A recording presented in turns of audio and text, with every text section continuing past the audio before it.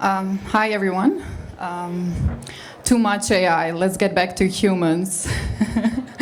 I think we have heard so much of AI, and it's a pleasure to actually be talking about human-centered perspective of software today. First of all, it's a pleasure being here, and it's a pleasure being home in Prishtina. Before we delve into human-centered computing, it's a pleasure that you all are here. And in a baggage full of ways that you could have spent these 30 minutes, you decided to be here, and that means a lot to me. First, before delving into human-centered computing, I would briefly introduce myself. I am Edona. I see some ex-colleagues here, which is a pleasure to be meeting them after 4 years. And actually this career path has shaped my desire to be more interested in humans as human beings, and also in relation to in relation to computer as a tool, as a machine, as a mean of communication that we use every day. I started computer engineering at Faculty of Electrical and Computer Engineering with this stereotype that is very hard, which it is, by the way, but not as hard as was perceived from others, and especially not that hard for females in ICT, which was something doable. Before human-centered computing, actually, there is a very important topic that is human-computer interaction, and that actually has to do with all dimensions of this link between human and computer as a tool. And one might argue, why was the urge to develop such a field? If the argument is that we use computer every day, we use phone much more than computer. It's portable, it's smaller, it's actually much more easier to use than computer.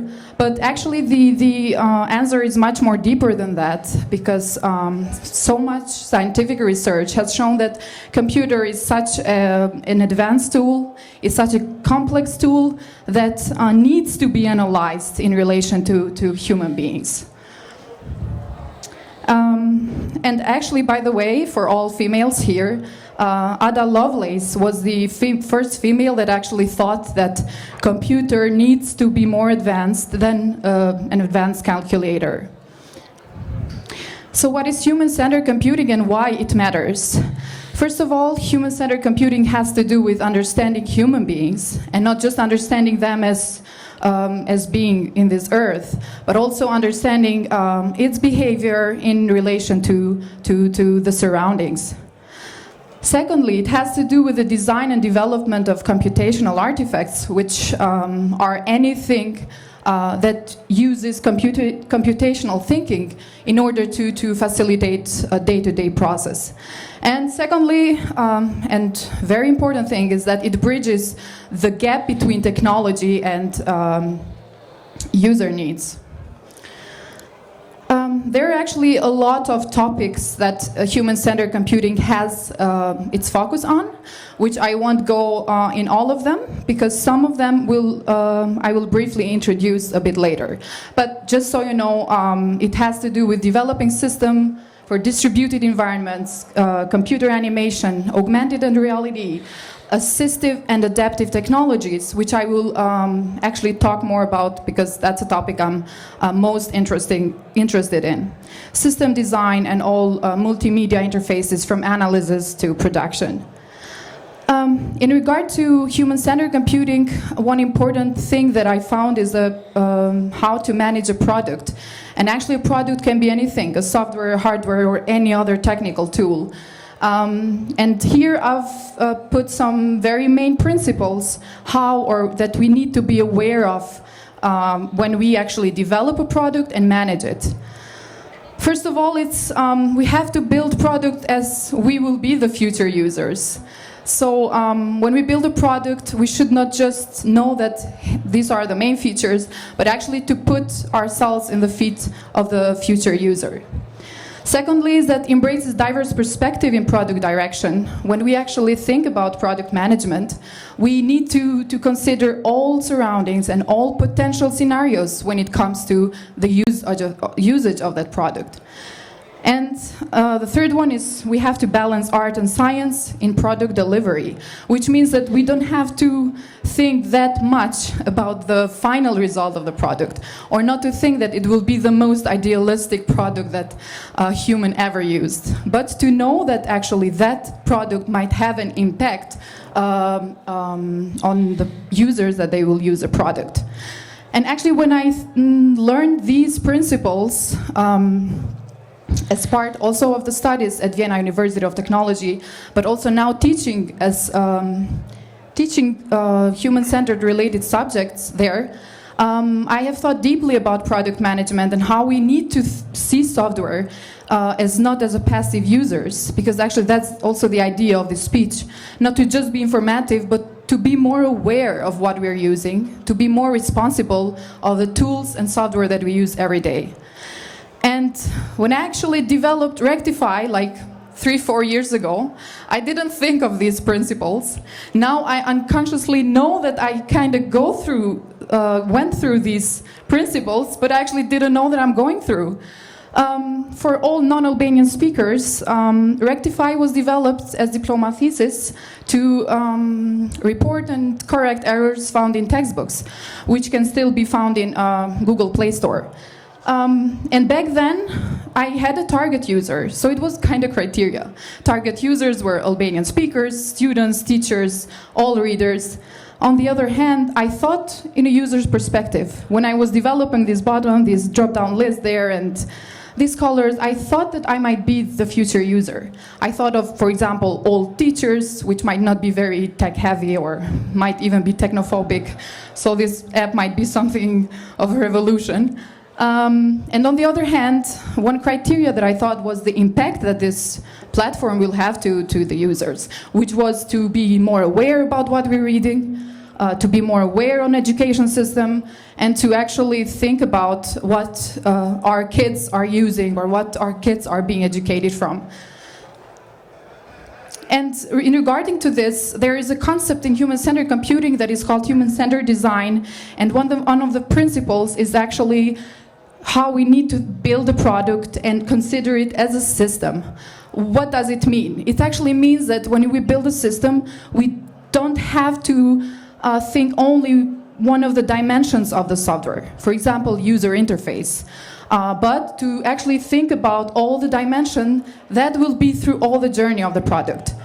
You create an e-commerce platform and you think that, okay, all users are getting the product in time, everything, but actually you don't think about support, which is very important when actually user faces challenges on the road of ordering the product or getting it in their house.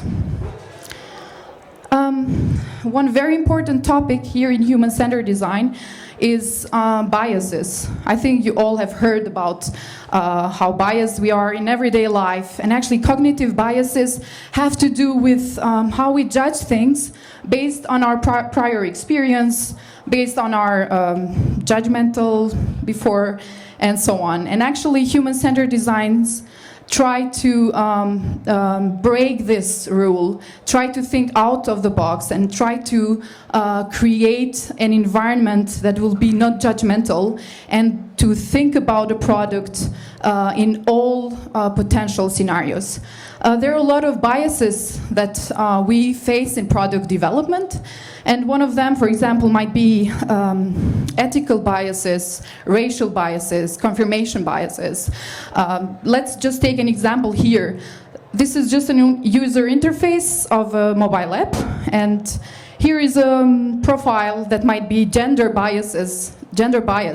For example, you put here a male or a female, that automatically discriminates the other group. On another hand, you might create here a drop-down list of all countries of Europe, and you might have a subjective overview for a country, which you now probably think of an example, and don't include that country in the drop-down list, which is typical ethical bias. Or on the other hand, racial biases. You create the software for facial recognition, and you basically you used light-toned faces as training data, and you didn't include more darker toned faces. And of course that software will be poorly used and poorly advanced or appropriate for more darker skinned tones. And there's a lot of other biases in product development. One other that now came on my mind is confirmation biases, that I think we see it every day. For example, is creating algorithms for news suggestions, and you actually get the same news every day. You just are reinforcing your existing biases towards an issue, towards a political issue, and that's actually something that human-centered design is aware of. To think more about the software, to think of all potential and objective solutions towards this problem. Oops. And one question that we make in human-centered computing is that during the whole journey of product development, should we empathize or not to empathize? And that's the thing that you can all reflect on. There was a research that we did in regard to physical mimicry, which is something that how we actually used wearable simulators to reach a situation that we cannot encounter every day. For example, we cannot encounter being old because we are not old. We cannot encounter being on a wheelchair because we are not wheelchair users. And this example here illustrates the so-called gerontology aging suits. And actually it's a robotic aging suit that you wear. And you actually have kind of feeling like being old, because you have this kind of difficulty in moving and difficulty or also having some problems with your muscles and so on. So actually this is an illustrator how we use wearable simulators to reach empathy in design and development. Or another example that is hand tremor simulators, that you wear them in your hands and you actually have a feeling how it is to be your hands to be shaked as for elderly. And very important that empathy has shown that is very important or crucial component when we design, ideate, or even deliver products. So we are talking about technology and everywhere, but we can think about the question that is this enough, or is it technology that is something that we use every day? Which direction is it going? And if you think about your own user needs, probably the answer will be yes. Yeah, technology is everywhere, is already there. But the idea in human-centered computing is that we think about all potential users. And when you think about all potential users, we think about also the category which is called disabled people. There's also very much discussion about also the term disabled people. What is disabled people? And there's a lot of scientific research actually that talk exclusively for this. Are they disabled people? Are they people with limited skills, which we are all, which we all are. And there is actually a lot in human-centered computing that has been done exclusively for this category of people. And we call this assistive adaptive technologies. And assistive technology is nothing but a technology that is intended to be used by disabled people.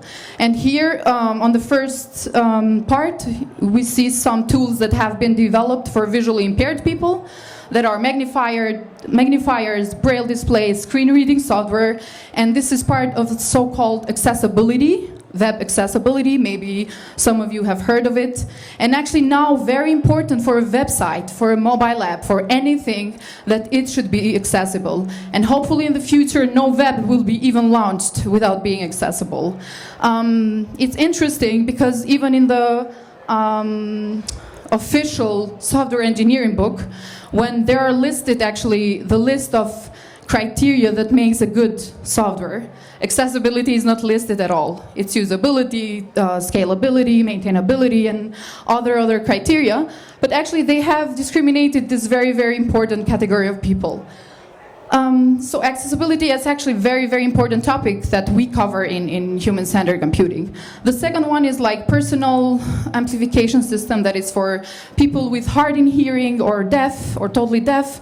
So basically there are vibrating alarm clocks or any other tool that is cool and actually it's useful for people in hard in hearing. The third one is for people in difficulties in speech, where actually there's a lot of systems that actually create the environment for people in problems with speaking to actually be able to communicate with the world. And the other one is people with mobility impairments. There is probably much more being done in this area. For example, wheelchairs, walkers, canes, and so on. When we are to wheelchairs, I'm going to introduce you with a product that we developed this year, together with 3 colleagues from Austria, Germany, and Serbia. And what this product does is that it calculates or it keeps track of physical activity of wheelchair users. Initially, we called it step counter, which happened to be a bad idea because they don't have steps. I mean, they cannot move around. The only way they move is with wheelchairs, and then now we converted rotations of the wheel to steps, to meters, in order to kind of calculate how much physical activity they're doing in their daily activities.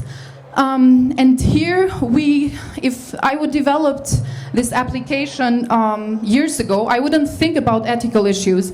I wouldn't think about responsible innovation.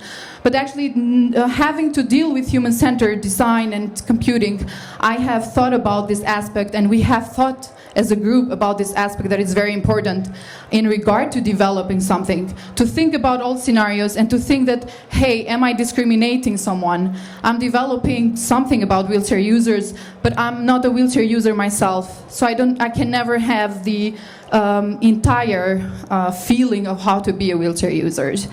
So basically this app or this system, what we did is that we used M5 device and we programmed it in MicroPython so they can put it on their hand, and while they're actually rotating the wheels, or either someone is rotating them in case they don't have arms or they are not capable of moving something, accelerometer data calculates the movement and then it gets some data out of it. From all of these dimensions, we shouldn't forget about the idea of including robots in human-centered computing. No matter how exclusive or no matter how important this topic is. And human-robot interaction has also to do with this analyzing all dimensions of human and robot interaction. It's interesting because all narratives about robots kind of influence our thinking about robots. For example, if you see a robot in a movie that shows a robot as a good system, we will probably have to think that, okay, robots are being built for good purposes. Or on the other hand, if robots are being used in books or any movies in regard to that they're harming environment or they're harming the world, that would probably influence our perception about the world and robots itself. And human-robot interaction lists 3 criteria, 3 type of ways of how humans are in relation with robots. The first one is humans as representatives of human nature. The second one is humans as users of robots. And the second one is humans as social actors. And it's very important because when we actually visualize a robot, we usually think it in a physical form. Robot doesn't have to have a physical form. Robot doesn't have to have a gender. Robot doesn't have to be some kind of materialistic system that is either good or bad. Robots, also in my opinion, but also in regard to human-robot interaction, should be used as tools to facilitate a process in daily life, especially for people that are not able to move or to finish all daily tasks, such as elderly people or people with mobility impairments and so on. And now actually an example that came on my mind was using virtual reality for people with mobility impairments to actually have a vision of the world, which we're now actually working on as part of virtual reality subject at Vienna University of Technology. So we're creating an environment that also people with mobility impairments can have a feeling how it is to be on Everest, or how it is to see a museum in the world, or how to see some very, very cultural monuments all over the world. And it's interesting that this part, we consider humans first, even in human and robot interaction, because we should not have the idea of comparing humans and robots. There's no need to compare human and robots, even though they might look similar, or even if we have created robots in that way that they are similar to human nature. And the idea is to actually be more aware as humans. We should not be the same as robots. We are humans, we are vulnerable, we are capable of doing amazing things that robots aren't and will never be. We have emotions, we have a brain, we have intuition, we have feelings, we have mostly everything that a robot doesn't. And on the other hand, one question that I would really like to reflect on is that we as humans, if you would be asked if you want to have a scripted language of your loved person or your loved people, would you want to do that? Like to wake up every day and to have a scripted daily language of a person or system? And all in this regard, it's hopefully, this was much informative in regard to human-centered computing, and to just be aware of what we are using, and to just be aware of that we are, as humans, have more power, and also in decision-making, and also in all other dimensions of software that cannot be compared with any other robotic system. So are you human, are you robot, or are you real? That's a question that you can ask yourselves, also in daily tasks, also in all life experience. My opinion is that we should not really stick to a robotic way of living, robotic way of thinking, and actually that's what makes us different from any other robotic system. So that's it. Thank you all. Any questions? I would be glad to answer. Any questions? Anybody? Now that you've covered the whole of human history and robotic history, anyone got a question? Who's this? I'll take it. Then I'll bring it back. Thank you. Go to the stage. Go to the stage. Thank you so much for this inspiring presentation. I have one question regarding the application Rectify. I would like to know what happens with the data once they're collected, with these all corrections from the textbooks. Do you contact any publishing house, institutions, schools? How does that go? Thank you. Take that microphone. Microphone. Give her the microphone. So actually, Rectify is available, and all data are visualized in the platform. So there are actually 6 categories in the platform where anyone can see where were most mistakes being done. Is it irrelevant information, gender issues, or wrong translation, scientific disinformation, any other data, so anyone can see them visualized.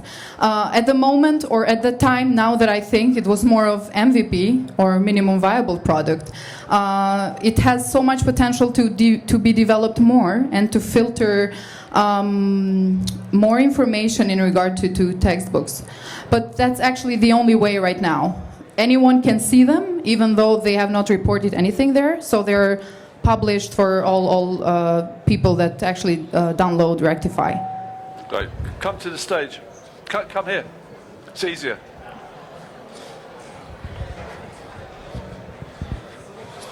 We only have one mic. Okay. Very short question before going to the lunch. Edona, thank you very much for your presentation. Enjoying seeing you and your progress towards your career. Edona was my student, a former student, and her diploma work won the second place in Albanian ICT Awards, and I liked very much. I like very much your self-critic to the rectify. It still can be improved. And one question, since this is a dev stage, can you share your experience about the third principle that you outlined here about the balance of art and engineering? How difficult is it for an engineer to balance art and engineer this human-centric approach? Maybe your thoughts.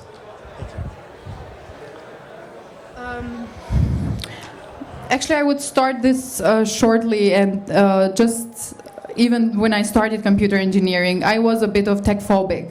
Also with the idea that not touching devices, not touching technical, because it will break or it will explode.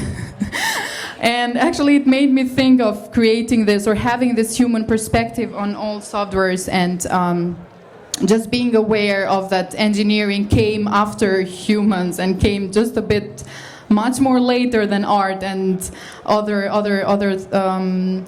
non-exact sciences that we built. So actually art and non-exact sciences came before engineering, and first I think we have to think in a human-centered perspective rather than engineering, because numerical part is done, really. We have programmers, we find programmers everywhere, but the idea is to ideate something that programmers are able to do, and to ideate something that has an impact on the world, and actually face it as a societal challenge first, then technical challenge.